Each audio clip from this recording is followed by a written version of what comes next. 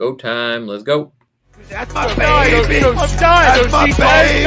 We're going at it at 110%. I just want 5 minutes of happiness, please. Just give me 5 minutes. And they scored! They did it! Left.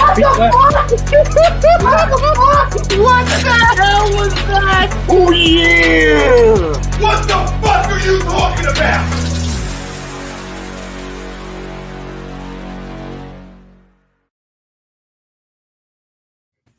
Yo, what's up, everybody? Kicking it stateside, back again. Tuesday, September the 7th. We wanted to come back, like we said on Thursday, and have that exciting talk and say, you know, we are 6 points of 6 points from... Fuck, I would have took the 4. Would have took the 4. And we would have taken 4, like we said. I think the minimum was going to be 7 to come away from the 3 games. And now, after 2 games, we have a disappointing 2. After 2 lackluster performances, very stale, just zero. I don't even know the words. There's probably a lot of adjectives to describe, like, how everyone is feeling and how everybody has, you know, the team played, what we think of the coach. You can go on and on. We can talk about this for, you know, hours and hours about what our thoughts are on this team. Just like the excitement we had going into this, you know, World Cup qualifying window to now we're sitting like, are we going backwards? Is this the coach that's supposed to lead us to the World Cup? Do you have any faith in this guy at all? Because we're kind of reverting back to what we thought in the beginning, where we did not like Greg Berhalter whatsoever.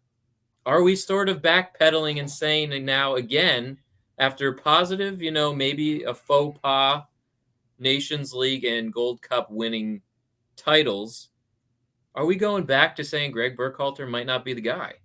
Well, since you and I have started the old Kicking It Stateside podcast, yes, 2 things have happened. We've put people on notice, and every time we seem to put somebody on notice, they turn their shit around, they find a way, and they get it together. And then we've taken, I guess, you know, a side where, yes, in the beginning, you and I were against Greg Berhalter for our own reasons. And then literally as of soon as last week, heading into these 2 games, we came out, we apologized, we said that we were finally starting to trust him, finally starting to see what the grand plan is, and then this. Mm-hmm. And D Jr., thank you for joining us. Hit the major panic button if we're not on 5 by Thursday. I agree. But as Adam and I said last Thursday before these 2 games kicked off, my number was 9. I'm sorry. I'm sorry if that pisses people off. It seems to be like this big issue on some of the Facebook fan groups that we're a part of.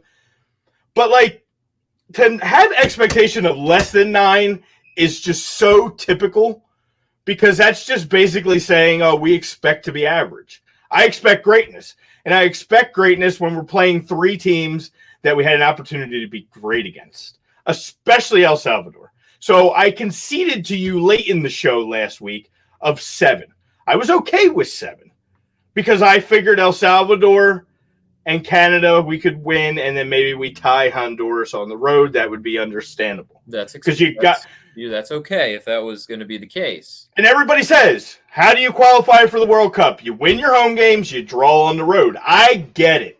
I'm okay drawing Honduras on the road. I'm okay drawing Canada on the road. I'm okay drawing Mexico on the road. I'm okay drawing Jamaica on the road. I'm not okay drawing El Salvador on the road. I'm not. I don't care. Don't care what, like, I'm sitting here agreeing with Alexei Lalas. This is where you guys have gotten me, that I'm on Twitter the other night agreeing with him, and now I'm here agreeing with him, that I don't care about the grass conditions.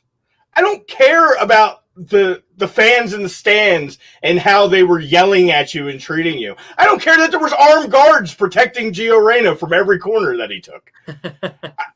Here's the thing. All these guys in all these countries, this is how they grow up playing. They don't have the country clubs that we have for this sport. These guys play on concrete. They play on rock. They play on dirt. They play where you can play. And they find a way to win, and they find a way to get some heart, and they find a way to step up. This is ridiculous. This is ridiculous. The El Salvador, inexcusable. Canada, okay, we've talked about it. Canada's growing. They're getting good. There's really good players. Buchanan looks great. On top of the other guys that we named. There's some guys on that team that they're definitely some solid players. But you got to win that game. You get up 1-0 relatively later in the game. You got to find a way to get 2 there. You got to find a way to win that game too. But I would have took that draw. I would have accepted that draw if we would have beat El Salvador. But now you can't accept the Canada draw. It's unacceptable. So now there's only one option, and that's to go to Honduras, where it's going to be just as tough as it was in El Salvador. Worse. And now you're without McKennie. You're without Reyna. You're without who else knows? Dest. You're without Dest, thank you, and more probably, and you're going to bring in Jackson Yule. That's the answer to go to Honduras. That's the grand plan, and get 3 points after scoring 1 goal in 2 games. So that's I just like it's been building up. I wish you and I had the opportunities, unfortunately, with our schedules to be doing live reactions because it's been eating me inside honestly since Thursday, and then I was going to let it all go Sunday night. We got up 1-0, and I'm sitting in my chair dancing, and I'm like, all right, here we go. Awesome. Good show on Tuesday. We'll forgive the El Salvador draw. It was still a point. And then we just, forget how to play. We forget that we're allowed to make substitutions. 83 minutes into the game, you're bringing in 3 guys that aren't offensive-minded. I mean, Rodon, maybe. But you need a goal. You need a goal, and you bring in Josh Sargent. You need Pepe's been the hottest scorer on the team in his club. And Jordan was making a ton of effort. It wasn't his fault. If your system doesn't allow a striker to score, that's your system. Then fix it. Yeah. Because that's not it. We don't just have 9 bad strikers. I've come to that conclusion. We don't have a striker position problem on our team. We have a formation. We have a tactic. We have a coaching problem.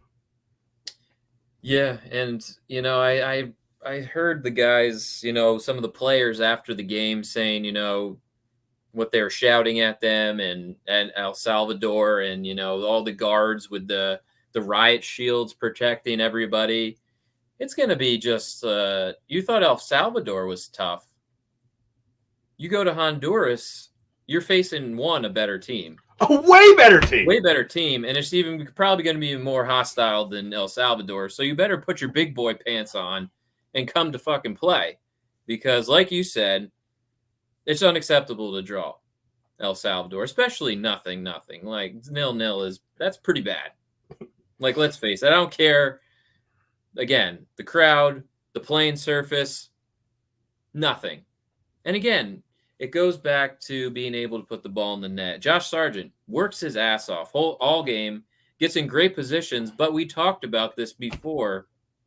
The man has just not been clinical with the U.S. men's national team in any start he's had.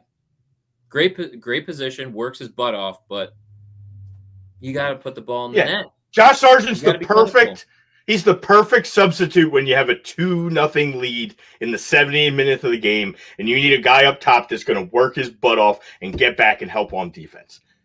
That's Josh Sargent. Awesome. Put him on the roster. Let's get some leads and then bring him into the game. And you know what? Greg's reverting back to the old Bruce Arena with he's grabbing too many of these MLS guys. Granted, we're in the middle of all the seasons and the European guys, it's hard to just call somebody in, at the snap of a finger. Like everybody wants to bring in, Musa and wants to bring in Mihalovic from Europe, but it's not feasible. And it doesn't make sense to call them in from, Turkey to fly to Honduras and back for like a day. Especially with these protocols, as we've seen, and we'll talk about that. And guys, saying they were one place and not. And unfortunately, some guys don't really think about, you The playing. logistics don't make sense. Well, but the fact that you were on television on a certain date playing in a certain country, and then to say you weren't there and think people wouldn't notice. I kind of like it, actually. But it's just it's I know. not it's. But I think everybody besides stupid Charlie Davies thinks that it hasn't been a disappointment. He was saying after the El Salvador game how he was happy with a point on the road. And Aguchi Onyewu was like, how are you happy with that point? This is a team you should beat easily. I don't care. Yeah.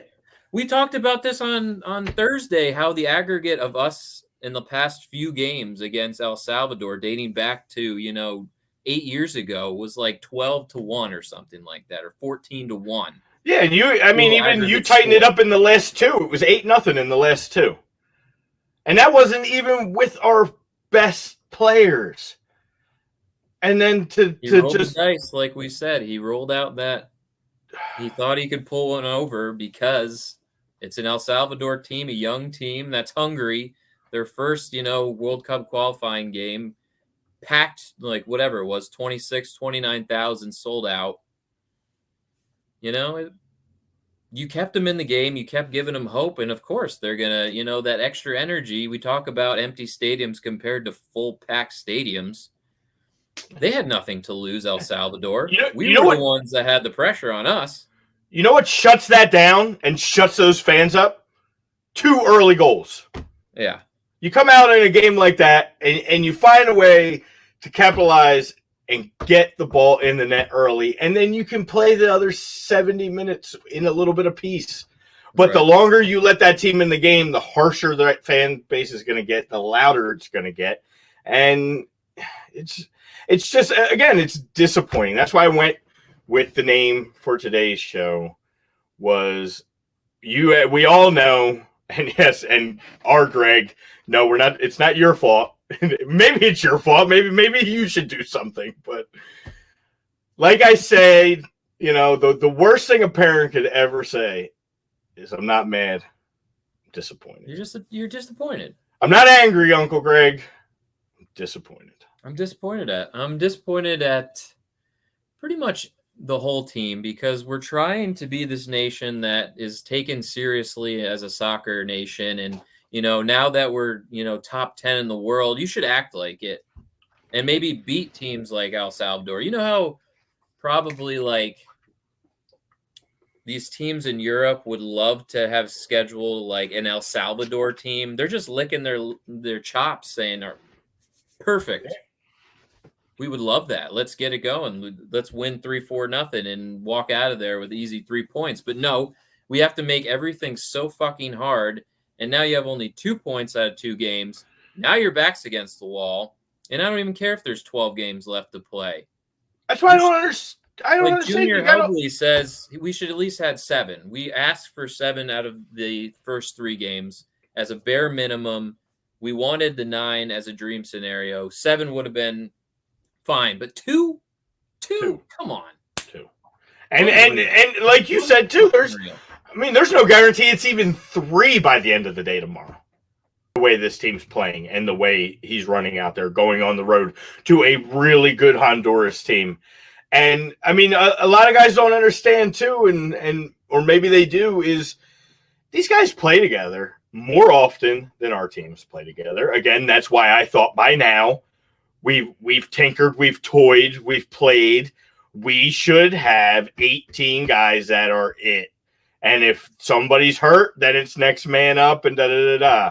But playing this 35-man pool when it comes to the most important time of the year and the most important time of 4 years, you only get one chance every 4 years. You only go with the best, period. In every lineup, in every call-up, in every opportunity, pending anything that doesn't allow that. And then when that guy is not available, who's the next best at that position? Not, Jackson Yule's available because he's close. We could just fly him in. That's an easy add. No. You Jackson, score one goal in 2 games, and you bring in a central defender, a holding midfielder to replace. It just doesn't make sense. It's beyond questionable at this point. And again, why is Ricardo Pepi not even seen the field yet? Right. You know why? Because that grand plan that I had of being up in both of these games and being able to bring him in and cap tie him went out the window when you suck. This is what happens. You had an opportunity to do a lot of things in these first 3 games beyond just get points and win games. You had opportunities to get these guys caps and into games and cap tie him, and he hasn't played 1 game yet. So now you're trying to sell Ricardo Pepi on officially becoming an American, and his Mexico team sitting in first place. That other possible team where he could go, they're in first place in the group. They're already off smooth sailing on their way to World Cup, and we're sitting in 4th, maybe 5th place after the first couple. So we're not doing a very good sell job to him. No, and if we get maybe a point or lose to Honduras, he's like, why do I even want to be here? I got an idiot for a coach that doesn't know what he's doing.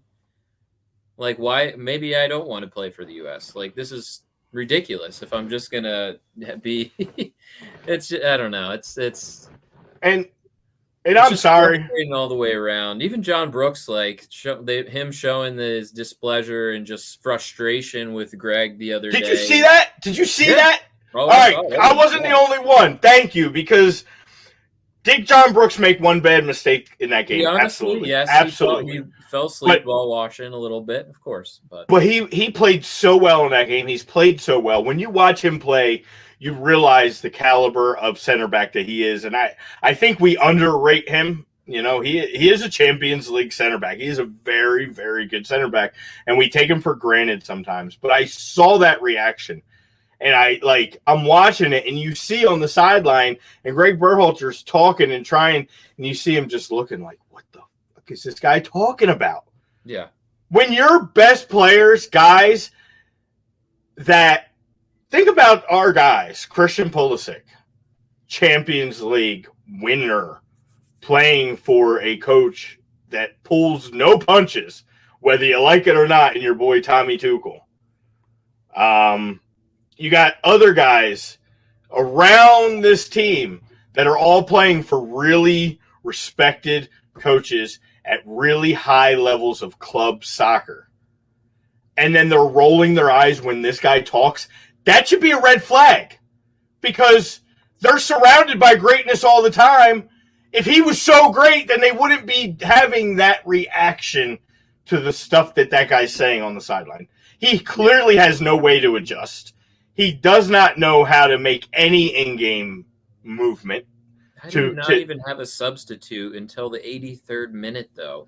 In a game like that, you should have had somebody ready. Once you went up 1-0, you should have had a defensive substitute ready.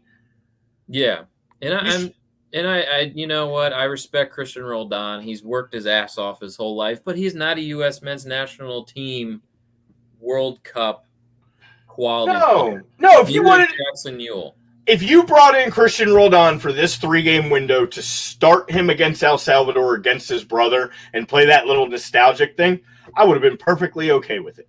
But you didn't even play him against El Salvador, so he didn't get on the pitch against his brother, and we didn't show up against El Salvador, so we didn't even get that moment. Again, it's just not his brother looked best on the whole field. He did. But it's like, it's beyond the points. It's beyond the winning. It's all these little other moments that could have been seized that would be good for the game and good for U.S. men's soccer that we're now going to miss out on because of not getting the points that we should have gotten. It's just, it was there for the taking, and you just totally pissed it away, essentially. Yep. And now you have guys like Pulisic that you can tell in his press conference, he's not happy. He's not happy. He's probably beat to hell. Because he just ran a whole 90 minutes. It's basically, I saw this on Twitter, it's basically tactically just not there. And it's basically hoping that Pulisic does some magic on the field to get us to win the game. That's basically what it's come down to, right? That's what that's been his entire. Against, look at the Gold Cup. Go back and look at the Gold Cup now. Look at the Gold Cup. Every game we won was 1-0. We didn't beat anybody except Martinique. Martinique's the only game that we stepped on their throats and beat them. Every other game was a lucky, I hate to say, some were great moments, some were phenomenal. I'm not taking anything away from it. A lot of 1-0 wins, though. But lucky wins, squeak by wins, to where the ball bounced the right way, to where Matt Turner was standing on his head and made some miraculous saves, and guys like Kellen Acosta and Matthew Hoppe and guys like that kind of carried them in one moment and got us through. But we didn't dominate anybody. We didn't destroy anybody in that tournament. And now it's rearing its head. The guy has no feel for a game. And I'm sorry. I take back everything nice that I said about him. And everything, I've always said his player development's great. His finding of players, great. Sure. Leave it at that. Offer up those players to a coach that wants to get in there and coach. And you and I have two choices, I think, for the most part. And we've talked about it. And we know Lord Walker, who will be joining us in a little while, has one that he wants to make a national campaign for. And I don't disagree with him. Obviously, my guy, number one, was always Jesse Marsh with the Red Bull. You've said that for a long time. I've said that, I think, since I've met you. That was like the dream scenario. Somehow he becomes he does great for Salzburg. We were hoping he did. Which he did. Gets promoted once, Julian Nagelsmann moves on to Bayern. Takes the Leipzig job. Now Leipzig all of a sudden becomes sellers, where they don't have basically anybody that they had on that team that finished second last year. Totally different squad. Now they're starting to fall down in the Bundesliga. They're not that top tier squad. Yeah. What does it take, or what would it take for him to be lured away from such a good job? Leipzig, they got the money, and he's probably in line if, Nagelsmann ever would step down or gets fired. Probably not, but just hypothetically speaking, he would be the best option for a Bayern Munich head coaching job, in my opinion. Yeah. But what's it going to take? Say Berhalter, we lose to Honduras. He has to get fired. And I don't want to put that out there because that's terrible. But just a thought. What is it going to take? Price, incentives, I said this. What would it take for Jesse Marsh to be like, yes, I want to take this UN's national team job?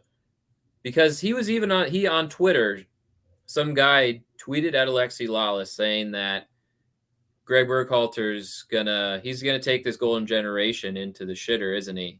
And Jesse Marsh liked that tweet. Yeah, because he knows he's seeing it. Jesse knows, and Jesse and Greg obviously know each other. They were competitors in the MLS. They were both in the men's coaching system for the men's national team, where Jesse kind of worked his way to a certain point and then moved on, and kind of left behind any ties currently with the men's national team once he really sunk his feet in with Red Bull. You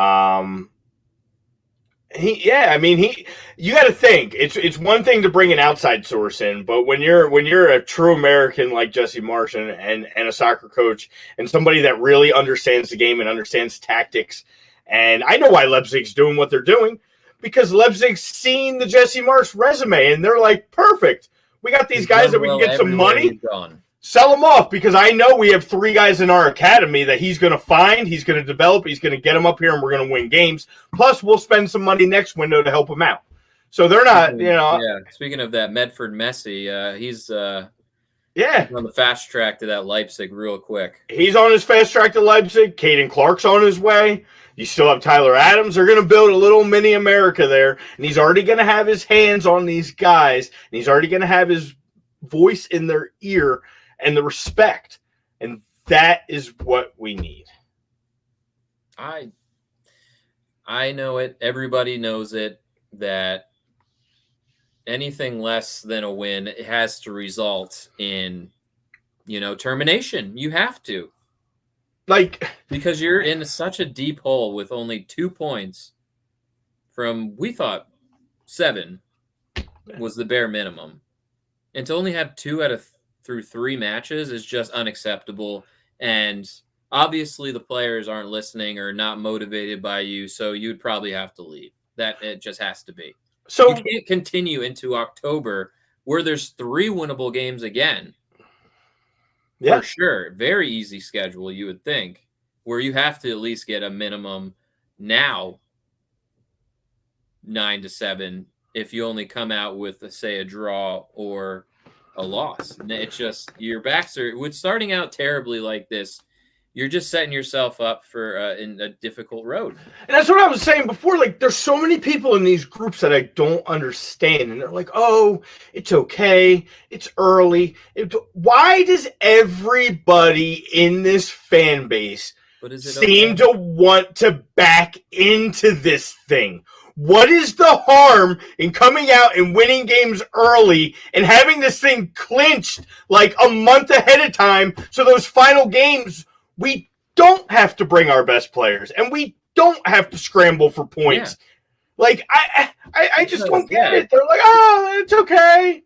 Because guess what? You know how many times we've come down to that final day and choked? Yeah. Olympics twice. Last World Cup. Yeah. That's 3 times where you had to win to get in and back your way into said tournament, and you couldn't even do it. Where you could have won games way ahead of time and not had this issue. You're leaving it till the last minute. Again, we're gonna be waiting to that last moment. They're gonna be like, oh man, we just got to win or draw this game and we're in. And it's like, yeah, but if you would have just beat El Salvador back in game 1, day 1, you wouldn't be in this moment. You could play me, and guess what? It wouldn't matter because we wouldn't need that game to qualify. We'd be sitting pretty. But it's right now, we're not even basically locked into that final playoff spot. Yeah, I'd rather not leave it up to playing a New Zealand or whoever the hell we would have to play out of that oceanic region. Yeah. But, like, you're right, though. Like, what's it going to take? Like, what's it? First of all, the guy, I feel like half the reason the guy is only the coach of this team is because his name's Greg Berhalter. If people don't know watching the show on social media, I always refer to him as Uncle Greg because the only way to get anything done in this U.S. men's national team system seems to be through nepotism. So I figure if he's my uncle, we got a shot. Maybe he'll actually listen to me. So I go with the old Uncle Greg mantra. But it's starting to become beyond Greg Berhalter, right? Like, we talk about in other sports where it's like, is it the coach, or now after this problem with coach after system, is it above that? Is it who's running soccer in the United States of America? Because Ernie Stewart. Yeah, because that's where the finger pointing needs to start coming to, beyond the coach. Which I know Ernie very well because he was the Union sporting director for a few years, and it was mediocre football at best. So right. I know Ernie.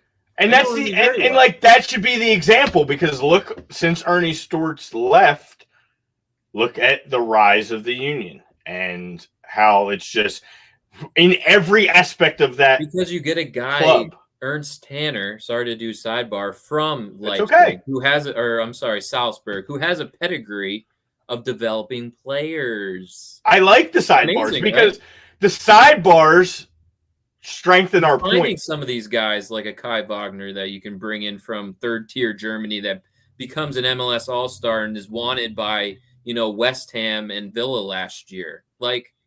Yeah, that's what we need. And we need somebody that think outside the box. Yeah, and then when the game's actually do you go with a non-American to coach this team? And I want to get Lord Walker's thought here. Do you want to do the sponsors before we get rolling too far into it? Yeah, because once we get him on here, we know that we'll just be rolling right to the end of the show. So sponsor time, as we tell you, we've been telling you, take your life into your hands. Take your boys into your hands. Grab your Manscaped. Get them trimmed up.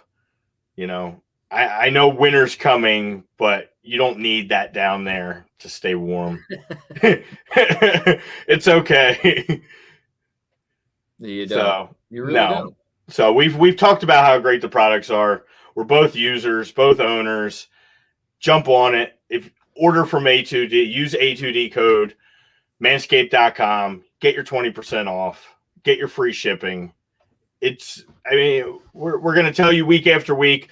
I'm trying to not be so reedy since Dan's here today, and we've changed our read on Manscaped. But He hates ads, I know. Yeah, I know. But unfortunately, the way the world works, sponsors are very important to us. Well, fortunately as well. And we're glad to have such great sponsors on our sides, and Manscaped has been one of them since they've joined us. So I have no problem plugging them. And then in addition to them, obviously our show sponsor, the great Dr. Paul Vidal, specializedphysicaltherapy.com. Cherry Hill, Burlington. We talk about it. You got to recover. Get these minor surgeries. You got to get yourself back going. You sit there too long, things won't heal right. Get over to the good doc. Or if you just have little things nagging you, get over to him. He'll take care of you. They say number one in South Jersey for a reason. Absolutely. And you hear about some of these other big time, these big name places where you go in and you're just a number and they barely listen to your concerns. These guys are hands-on, one-on-one. They really listen. When you say you got a problem with something, they'll listen and they'll try to help that problem. So definitely check out Specialized Physical Therapy. And of course, before we move on, I know Lord Walker, our good friend of the program, he is a member, and we said Julio as well has jumped on ship here. It's an A2D membership, guys. It's $9.99 a month. Such a steal. From the show appearances, to the shout outs, we're going to be starting a round table where it's just members on, where you can banter amongst yourselves. With American football starting up on Thursday, it's a perfect time to get in. Throw some of your picks maybe you like this week on the NFL to the Money Pot podcast. We always say if you have any good soccer picks, it could be from any, league in the world. Obviously, international break is going to be over. We're going to be back to our domestic leagues starting up on Saturday. So if you have any picks, throw them out. The Money Pot podcast and Willie Vegas will shout you out and maybe win you some money. Yeah, or send them to us and we'll get them over to them for their shows. So again, $9.99 a month. It's the way to roll. There's so many good shows on this. Any sport you could possibly think of, we got it for you. So hop on board because this train is rolling down the tracks and it ain't stopping. Yes, sir. So without further ado, I know he's got a lot to say about what we've been talking about and frustrations like us all. The man, the myth, the legend, Lord Walker joins us on the show. Going. What's up, buddy? What's going, guys? Hey. Hey, what's going on? Before we get really rolling, I want to hear your take on it because I know you heard us kind of rant on and voice our frustrations, and I'm sure you're in the same boat as us. I mean, what is your thoughts? Like, where do you see this team going? What is your expectation for Wednesday? What's the future of Greg Berhalter at this point? Like, how does this finish? Like, what is this end result going to be here? What do you see? Well, I can honestly tell you this. I see us still qualifying for the World Cup. I'm not saying it as a jinx or anything, but I am seeing us qualify for the World Cup because this team is different than the team that unfortunately came up short in our bid for Russia. So with that, this team is a team that has learned to grow together. They're continuing to learn to grow together.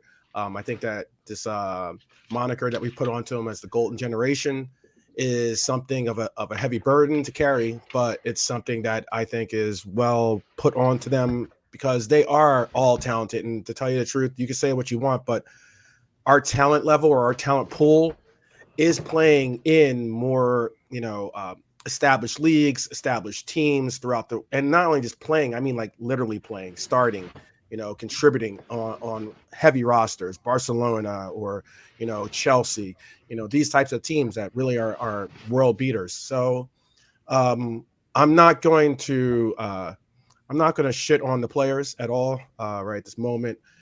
And I will continue to throw my support to the team. Ultimately, I think we all love the team. We're not saying anything that we want to, we're not the haters or the trolls. But I really think that we have to understand the fact that there's a lot of what you said is right on. I mean, when Brian was saying about the U.S. system, this U.S. system for soccer is a pay-to-play system. The majority of our talent is taken from pools that are, the richer soccer moms. We're not like it's harder to get the talents that we do or could use in this system in America because we have football, because we have basketball, because baseball. All these sports are very, very affluent and more established in our country. So, when it comes to getting players to really commit to soccer, it isn't easy. The MLS isn't paying the salaries that you find in other leagues, that we find in this country. And we finally have at least broken that wall or that glass ceiling where a lot of our players are playing overseas, which I mentioned earlier. So I think that we have the talent, we have the immense ability to do so. It just so isn't what's the scene from the captain? I'm your captain now. Has to come out, like as in, that has to come out because we unfortunately do not have a coach, and we have not have a coach. And I'll admit it, like as in I was one of the lone supporters on the Titanic that was Klinsmann, but I still can't say enough that we don't have a coach that I am fully on board with. And well, at least that's the first step. He's honest, though. No, the first step. He's very honest. Self-awareness is key. Yeah, Trolls Anonymous. I mean, there you go. But yeah, I think that's where we're at. We've all had to get Berhalter out, and I've said it again. I give him credit for what he did. Winning those tournaments are important to us as Americans, especially considering that we have to face Mexican fans in our own country, and unfortunately even Canadian fans from across the border sometimes. And that's all well and good. And that was enjoyable. We should take that. We should nurture it. Should love it. But for real, our top priority for at least international soccer is World Cup. That's the only thing we should be focused on. And I really think that, yeah, we do need, we've always needed another coach. But unless this hashtag or this hashtag, that one, I don't know how to do it, but that hashtag gets like really some momentum, yeah, I can't see anything really. And if it's not gonna be Jesse, if it's not Jesse's time yet, if Jesse is just getting his feet wet, and as a head coach, and it's been a quick, from Red Bull to Red Bull to Red Bull, and he's like, hey, I just got to Leipzig. I kind of promised these guys I'm going to develop this. That's why we sold these guys off. I'm not ready to jump yet. Mm-hmm. But bring Pep. Let's go. Well, let's go. How long is his contract? Who, Jesse's? Yes. I don't know, honestly. I want to say I thought it was like a 2 to 3 year deal when he just made this deal with Leipzig. So that's a big determinant. I think he's under contract longer. I'm almost positive he is under contract longer than Pep is, because we know Pep's not under contract much longer. Well, no, Pep's already announced. The only reason why I know. I know. Already announced that. And not only did he announce it, he announced that he wants to coach a national team. That is hugely a opportunity for all of us. And go back. Okay. What did you just say? How did he say it? He wanted to coach because if he said the national team, we all know he wants Argentina. Right. He said a national team. Let's go. Like if it's not going to be Jesse Marsh, let's get Pep. And I'm being honest with you. I think we have a stronger opportunity to bring in a Pep than we do on Marsh. And only hear me out when I say this because of what we just said with him saying a national team. Okay. And also the fact of there's no bigger hurdle or no bigger accomplishment that it could be done for him, despite or separate from bringing Argentina a World Cup, than bring a team like America into prominence or in a World Cup title. And his system is an amazing system, it's a great system that we could really bring in. Now, Marsh is certainly a choice for me as well, because he actually plays the system that I would like to see us play. And that is, in essence, a 4-4-2, or in what he plays, which is a 4-2-2-2. Okay. And that's what I've been clamoring for the longest, considering our talent pool and the players that we have. I just think that we play them in the wrong positions. For instance, like pushing Hop into a winger position. He's not a winger. He's a striker. He plays center forward for Schalke, or was playing center for Schalke. And that's where he did all of his real demonstration of his talent. But yet you're going to push him to the wing. I would like to even see, and this is going to be a hot take, but I would even like to see Pulisic in a center forward position. Now you're going to say, oh, what? No. He's played center forward for Chelsea. Okay. And if you look at his ratings for all the games for I think it was the last 50 games or something like that, his highest rating was as a center forward. Okay. So there's opportunities and everything else, because he even talks about it. His new position is, I think they call it the false striker. I believe this is what false nine, false striker. Yeah. Right. So he's really loving that position. He's openly said it. And that's where it gets to, where Berhalter lets me down, is that he doesn't recognize the fact of, look, they're playing. Look at the position they're playing well in other countries or other teams. Let's just bring it here and utilize that. That doesn't sound like rocket science.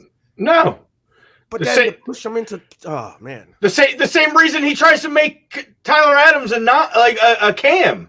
Right. I love Tyler Adams. Tyler Adams was probably one of our best players on the pitch against Canada, all over the place. Yeah. But that's not his position. It's not his position. Like, stop taking these guys out of their successful roles and trying to do your own thing. It just doesn't work. It doesn't. Right. You were 100% right on that. Like, right. I get what, and there's one thing to be a soccer player, and there's guys, and there's certain guys that are just straight soccer players. Sure. And they can show up, and I could say, hey, I need you at CDM. Hey, I need you at striker. I need you anywhere basically but goalie.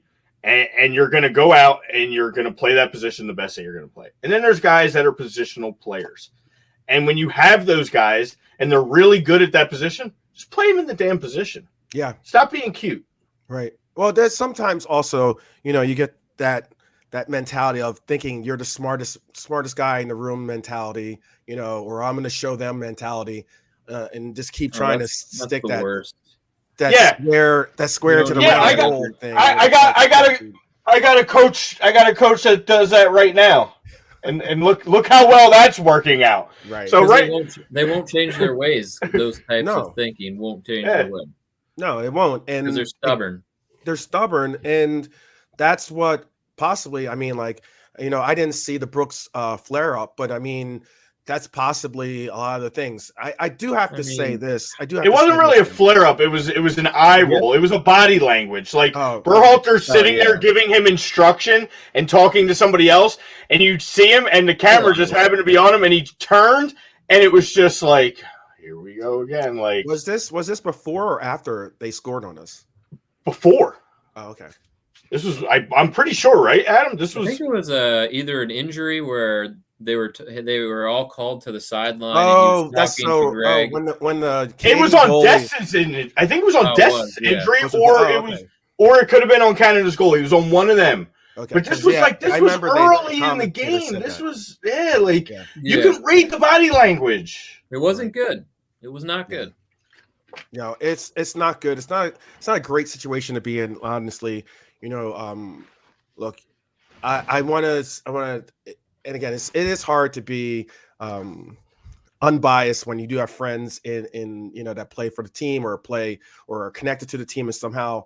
But in Weston McKennie's defense, it doesn't look good. I know Landon Donovan came out at really hard on him. Yeah, he needs to. I think Landon needs to pipe down a little bit. Yeah, thank you.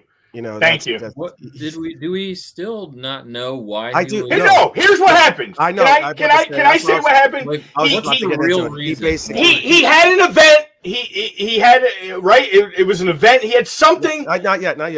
Yeah, it was him coming off the bus, and what happened was maskless. He was without a mask. Now he's in Tennessee. He's vaccinated. He's in America. And look, in Tennessee especially, doesn't have the whole you have to wear a mask everywhere type rules that some of the states do. He didn't have a mask when he came off. And what happened was he went over to a fan and signed an autograph. Okay, that was the reason. Now that's why the COVID protocols came into effect. And what was the reason why is because someone had it on camera. You can't pretend it didn't happen. Okay, so I know that sounds like stupid, whatever, but hey, it is COVID protocols. It is a lapse of judgment by Weston, and he knows as being one of the better players, if not one of the best players on this team, he has to always, set a precedent, and he also always have to, in his own mind, just remember to do the right things. Yeah, but shame on these previous players and these team leaders that are pressing this cancel culture shit with him, because the more they keep coming out and the more they keep bad mouthing him, it's going to make him look worse and worse, and he's going to get blackballed in this game and in this sport, and it's absolute bullshit. It's absolute bullshit. I know, and that's why I really wanted. That's really why I wanted to make sure that people understood that, because he also had a problem in Italy, obviously, when he threw the party, and there was 2 other players there. I know Dybala was one of them, but I can't remember the other player. But and they were there after curfew, and there's all these different things. It's difficult to really navigate all the rules and everything else and live a regular life. I mean, you are a superstar, making millions of dollars. Sometimes you feel the rules shouldn't apply to you, but all the same. Yeah. People are automatically thinking that, oh, well, he was out partying, or he was doing this, or he was doing that, and trying to make it connected to the previous infraction. And that's the reason why I wanted to make sure to understand that it wasn't that case. I know that they didn't want to bring it out. I know Berhalter didn't really even answer that question, Yeah, because these protocols are ridiculous, and we're seeing it. Right. And I'm sorry, and I'm not gonna make this a show on. Right, I'm not even getting. No, but don't even care. No, but see, to me, and everybody says that, but I want to back that up real quick, because to me, none of this is ever political. This is not political. My political stance, everybody's political stance is different. This is a human thing. This is a rights thing. This is an everything thing. But this is just, again, guys make a lot of money, and people expect that they should just conform to what they need to continue to make that lot of money. And you see guys over the years in other sports that may opt, like a Ricky Williams, who said, you know what, I can't smoke weed. Guess what? I don't care about your football money. I'll smoke weed. I'd rather smoke weed than play football. Right. And there's guys that, with some of these things getting in place. My thing is, I get that there's these protocols, and I get that there's all these things that need to be, I guess, for the sanctity of the teams. But come on, these guys have to do a better job not vilifying a guy for something so stupid. No, and it is stupid. And I can't stress enough, though, that, look, it was a momentary lapse of reasoning or judgment.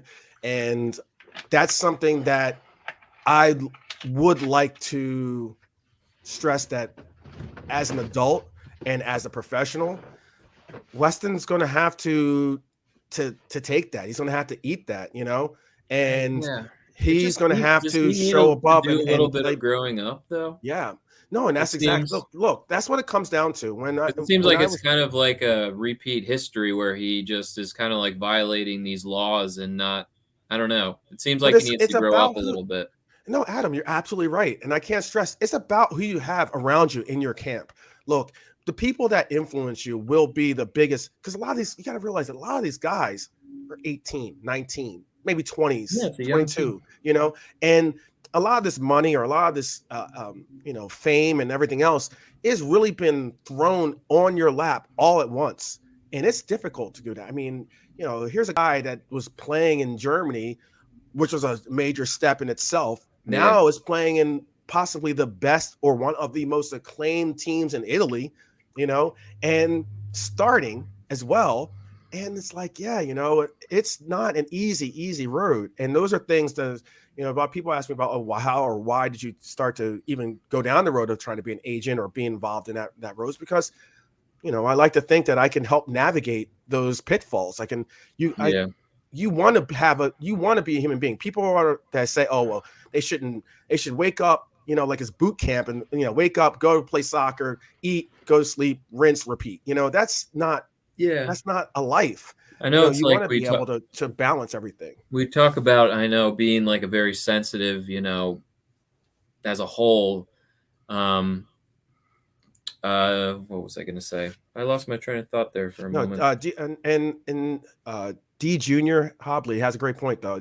It is harsh to come out and get an autograph, or being maskless, for an autograph. In a state that I don't think that Tennessee has it where you have to wear it, but it's the U.S. men's national team policy, and that's the whole thing.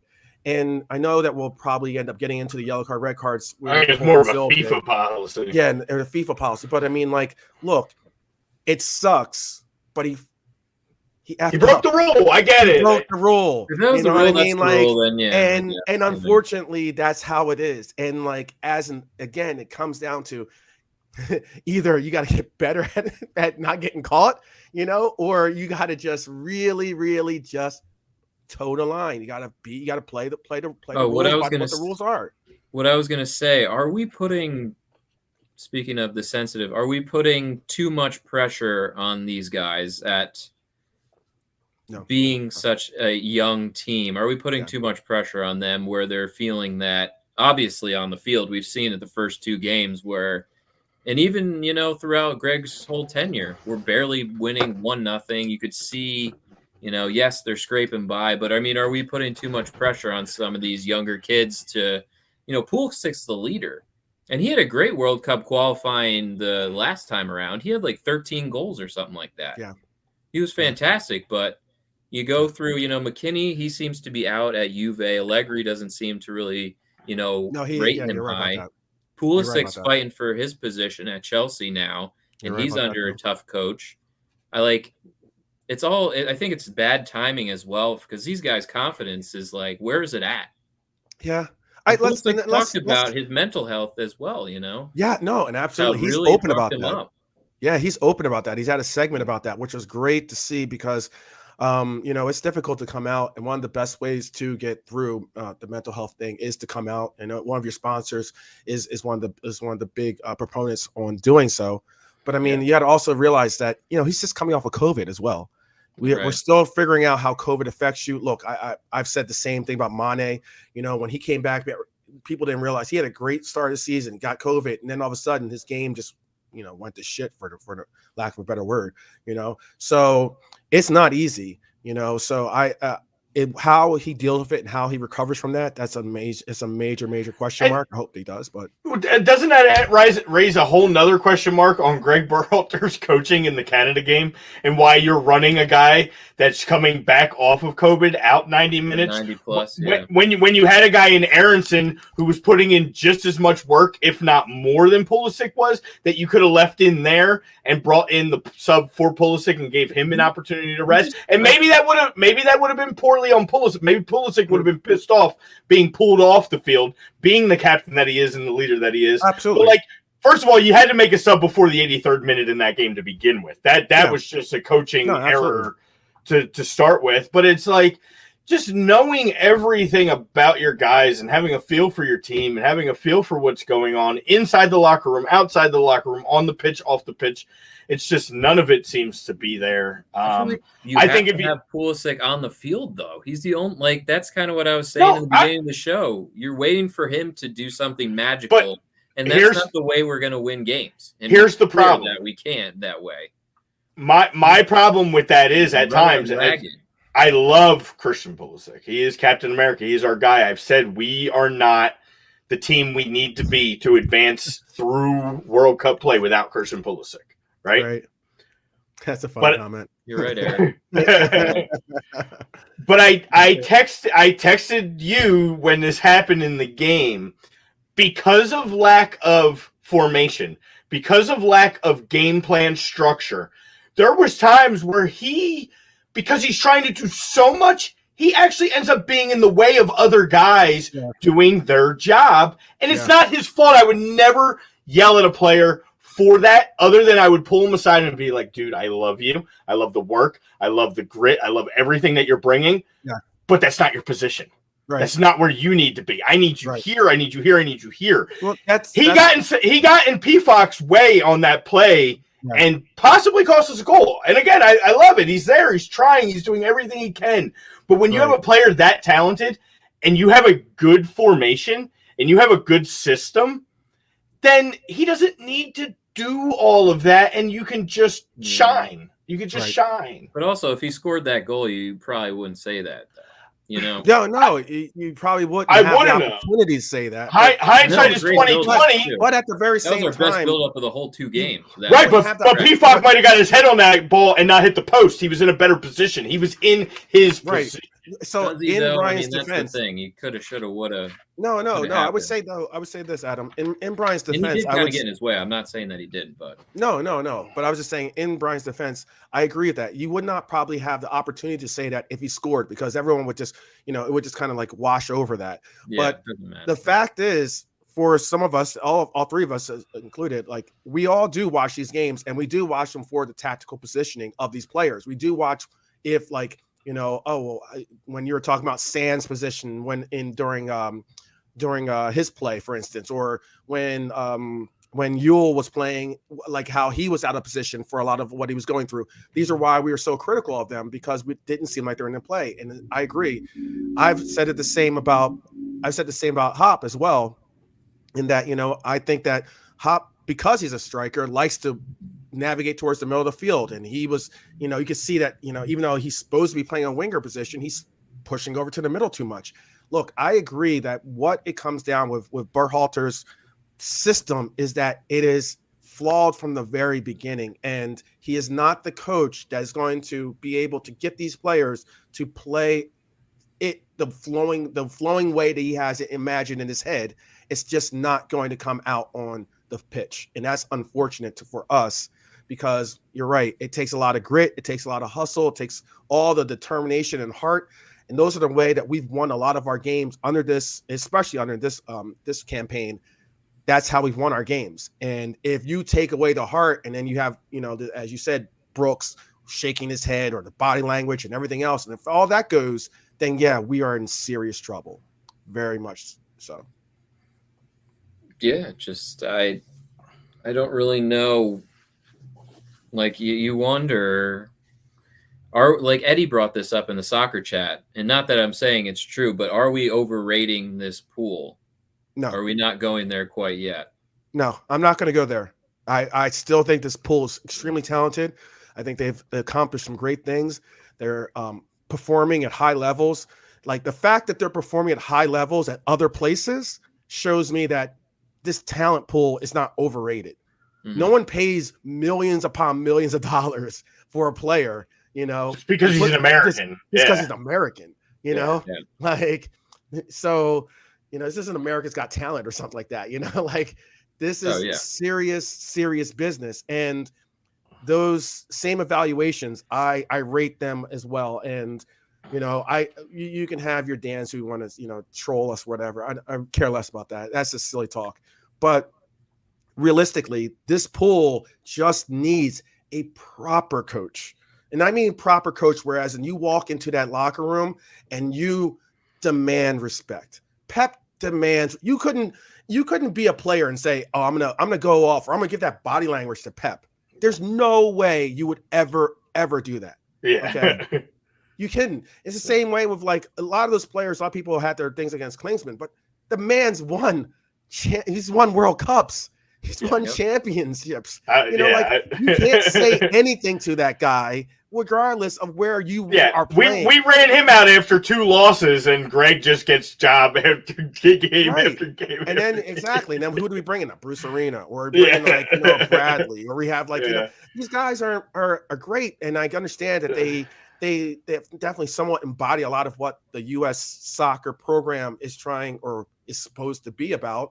But unfortunately, let's take our game to that international level. I know it's great that we have that American foundation, but it would be nice to, play some type of new founded system that is what it is. And that's why your Marsh has found success over in Europe, is simply because he isn't stuck in this American way of playing soccer. He's adapted and adjusted his games or his gameplay to be able to be competitive in the European League. And that's exactly why he's done well. Yep. Agreed. Some can take it and run with it. Some can't. We've seen Jesse grow up in, the U.S. coaching tree. Yes. He seemed to have taken it and run with it and done well. Some guys, not going to mention John Hackworth, the old Union coach, can't. Right. He's just not a motivator type guy. And that's what it comes down to. I just don't. The way that body language was on John Brooks is a very disturbing sign going forward of what they think about this guy and what kind of tactics he's throwing out, and not changing anything in mid game is just, it's very telling, and it's kind of a little concerning. And tomorrow it's your back's against the wall. You think there was pressure before. It is. That ain't nothing, because now you have to win this game on the road in a crazy hostile Honduras Stadio Olimpico, and it's you gotta win. You gotta get the 3, or you're gonna be sitting there. Or you're gonna really Well, it's if Berhalter loses, then trust me, if his squad loses and he doesn't motivate these guys to get a result, then honestly, there's gonna be a lot of clamor for him to be out. Period. The problem is though, who do you replace him? Because the people that we're talking about aren't available. Yeah, they're not. They're not walking through that door. They all have domestic clubs that they're not just going to walk away. Somebody was even talking about that Matarazzo guy that grew up in the U.S. He coaches, I think, Stuttgart now, and he has Stuttgart in the top 5 or 6 in the Bundesliga. And they're like, well, he was apparently on the U.S. coaching tree when he was younger too. We talked about him last year when Stuttgart got promoted. Yeah. And people are saying that, but he's not just going to leave his club. These guys got contracts. These guys have. Dude, I didn't even take the great one at this point, but he's loving and eating that fresh Roma pizza after wins on the bus. So, the great one. Yeah, he's not. Could you imagine if Moreno came here? Dude? Not that I'm saying I want this, but do you go after a Frank Lampard type guy? Oh no. I don't want him personally. No, I'm sorry. I mean, Frank Lampard is a great player. Questionable with his coaching and tactics, but I'd take Thierry Henry over Greg Berhalter at this point. Oh no, honestly, I would take Tab Ramos actually. I can't. Tab Ramos is an amazing. I know. We can't, because I'm gonna say bad things, and I shouldn't, because he's not he's a great guy and he was a great player. He's a Jersey boy, dude. You can't hate on. I know. I don't want him to be my head coach. I take him over Greg. I take him over Greg. And fine, I'll take him. He'll be a placeholder till Jesse or Pep gets here. Right, fine. But that's my point. Is that we unfortunately are stuck with these cards. With this I know. Is Jill Ellis out there? Yeah. And that's where we're at. We're at it where we're backs against the wall, like you said, and there's nothing that we can do about it. We just have to ride this guy to the end. We got to ride this coach out and hope for the best. Hope these players can pull it together. Hope that we can find some unity. Hope that Pulisic can pull his boys together. A lot of, like we said earlier, with the players that are out, look, we have Des injured, West suspended, Reyna out. Those are 3 of our top players. And I don't mean middle of the pack, 3 of our top players that aren't going to be playing in this game coming up. That's huge, but we have to get the result. I don't want to obviously settle for a tie, but I mean, am I going to be up in arms if we tie. No, but I will be very, very disappointed and angry if we lose. And that's just the plain. Thursday's going to be a really interesting show, guys. That's all I'm going to say. Yeah. It could be bad. Yeah. It could be very, very bad. And shut up, Dan. Your team tied at home to Honduras. So you have 2 points too. So I think all right, Sullivan. With the only reason why they're ahead of us is because they scored a goal. Louder. That's the only reason why. I'm always loud. That's what I do. They have 2 ties, but they have 1 ties. So that's the only reason why they're technically ahead of us, because they have the same amount of points as us. Yeah, because they've scored more goals. Right, exactly. Technically, they've scored more goals. By us not scoring in El Salvador, that made them above us. But I mean, like, am I sweating that? No. But we didn't score in El Salvador. I know. That's the point. Yeah. I know. That's sad. I know. All right. Well, we can't drag too long because Adam has to get across the lovely city of Philadelphia in a short amount of time. Red card, yellow card, real quick before we go. Yeah. I mean, I was gonna name this whole show just red card show. There's so many red cards going on right now in the world and in our sport. I'm gonna give our guys a break because we beat them up for the whole hour. Again, like you said, not the players, not necessarily players. I love the players, just some of the. But I'm gonna give mine to the great country of Brazil, and being just like again, we went into these protocols. I don't know how all this works, but like, if you are entering the country, right, and you go to me and you say, all right, you haven't been in England in 14 days, right? And I'm like, nah, bloat, not me. I haven't been in England. I'm in Argentina. I've been hanging out over here and I've been over here. And then all I got to do is log in and see that 8 days ago you played a game in England. Right. I mean, we should have nipped that in the bud way before the game started. And, you know, I don't put it on the players. I don't put it on the players because, yes, they're like, sure, nah, don't worry about it. We're fine. We're fine. We're fine. We passed all your tests. We're negative. We're good. We're good to play. And they just said, okay, all right, we won't do our due diligence and check into this and make sure you haven't been in England in 14 days. We'll just worry about it 8 minutes into the game and come dragging you off the field like we're the freaking FBI. So... Well, no, it's crappy. That was ridiculous. They get my yellow card. Brazil gets my yellow card, actually. So no, excuse me. No, I mean Argentina gets my yellow card. Excuse me, because Argentina should take responsibility for this too. Look, they said because look, you took these players in a packed year of like all these trying to fit everything in again. Once again, the same that we did the previous year, and you're bringing these players over and saying, hey, you know what? Don't worry about it. It'll be sorted when we get there. And that makes not only the teams that they came from pissed off, but it also should make the players pissed off that they're in that position. And the fact of like, you know, why am I even on this plane? Why am I even chancing getting COVID again? Like you're talking about, you know, why am I going to a country that is a red zone country, you know? So like those things alone are bad. So Argentina should takes responsibility, should have some responsibility for it all. But Brazil especially, the way they handled it, the fact that the guys running into the field all crazy, the fact that, again, Argentina, the reason why they didn't do it before they got on the field was because Argentina's like, lock the doors.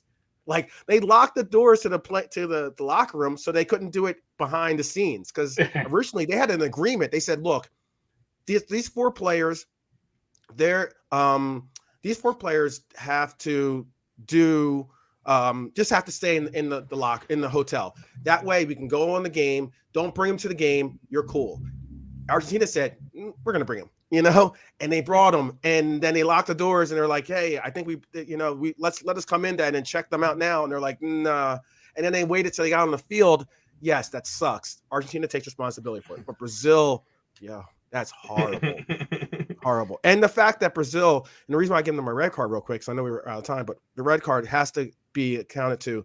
They're now going, so Liverpool, for instance, didn't send Firmino, they didn't send Fabinho, you know, or Alisson. And by doing that, now Brazil's saying, all right, FIFA, fine them for I think like 5 games or something stupid like that. Don't allow for them to play. Okay. And it's like, now you're trying to take it out on Liverpool because they didn't want to send their players to that debacle of a situation, like, you know, and then have to like come back from Brazil and have to sit out 10 days, which is the UK protocol. Come on, guys. Yeah. It's a hot mess. It's a really hot mess. CONCACAF has to take on responsibility because, it's a basic, reflection of like what kind of an organization are you running down there? All those things, hot messes, yellow, red cards go out to Argentina and Brazil. Yeah, my yellow, red card still to the team. I could yell at them for another 2-3 hours of how disappointed we are in them, but it's nut up or shut up time. You got to put your big boy pants on. This is it. Your back's against the wall. And if we want to be considered getting back to that nation where we should be not taken lightly in the soccer world, we need to win games like this and especially prove some of the doubters wrong. Like you got Troll Boy over here saying that we are just, we can call him that because he openly admitted it. So now we can call him that. But now's the time to shine. It's going to be tough. You put yourself in a bad spot. This is what happens. Can we get a quick prediction then, real quick? You want to say win or loss? You don't have to say scores, but just interested. And I know I'm not really into the prediction things either, but I'm sure a lot of people out there are. I think they get the result. I think they win. They come out and they win. Somehow they're gonna. Probably another squeaker. Probably 1-0 US. Well, there's a part of me that just wants to go with exactly what Adam said, and obviously my support tomorrow night is going to be for this United States men's national team. Right. But if it means we have to lose this game, right? Because everybody's saying, don't panic. The first 3 mean nothing. That's all I've heard on social media all week. Don't worry. It's no big deal. Don't worry. It's no big deal. We got this. Then you know what? Let's lose tomorrow night and get rid of Greg Berhalter and move on. And for the remainder stretch of this to qualify and get back to the World Cup, let's get a real coach to help us do that. Yeah. If that's what, I want to see like a 4-0 smash and just be in the driver's seat and get our 5 points and be happy? Yeah. But if we lose, guess what? I'm going to find the silver lining in that loss, and that better be that man's exit from this team. Yeah. Okay. I believe that we can get a result. I believe that we can win. I see us winning. I say that with a slight hesitation. That's unfortunate because I want to be able to say confidently, we win. The same way I was confident that we should have beaten Canada. Let's be honest. We should be sitting here with 6 points. We should be sitting here with 6 points going and into getting a draw tomorrow night and possibly getting a draw. Yeah, exactly. and be okay. I'd be okay with that. But the fact that we're going to have to fight tooth and nail for a point, much less 3, is very disappointing. And I believe that all those players on that team are looking at each other and being like, look, we either eat ourselves, and eat ourselves up and go into this pity party and play like crap, or we put it down. We go out there and we show. And the biggest thing is going to be who he picks. I'm very interested to see who he picks because, again, his substitutions have been horrible. We've talked about earlier, but not only have his substitutions been horrible, but I haven't really been so overly confident with the people that he selected as the starting 11. Let's be honest with us. Well, he added Jackson Ewell. Don't worry. Right. We need offense, so you get a player that really didn't even show improve on the awesome. All right. Well, let's get out of here. We appreciate Lord for coming on again. Always a pleasure. Sure. We will have hopefully good things to say on Thursday. And maybe just forget about the international and focus again now on the domestic league and not worry about this dreaded U.S. team and focus on our teams. And maybe not, because Brian's in a really bad position. All the way around. Say for you two. But again, thanks everybody out there for tuning in. We will see you guys again Thursday, 2:00. Yes, sir. Later. Love you guys. Thank you. Later.